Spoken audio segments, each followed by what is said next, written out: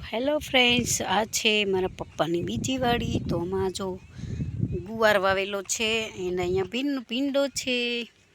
તો જો હજી ભીંડો નાનો છે, અહીંયા ગવાર છે. તો જો આવી રીતના કંઈક છે, હજી નાના રોપ છે. આવી કંઈક છે વાડી મારા પપ્પાની. અત્યારે તો ઉનાળાનું બધું એવું હોય છે. મસ્ત નજારો મેં આવ્યા છીએ મકાઈ વાઢવા માટે. તો આવું કંઈક છે. જો હજી આ ત્રીજી વાડી છે. હજી આપણે એક લીંબુવાળી વાડી છે ને, ત્યાં જવાનું છે. આપણે હું પછી શૂટ તમને બતાવીશ.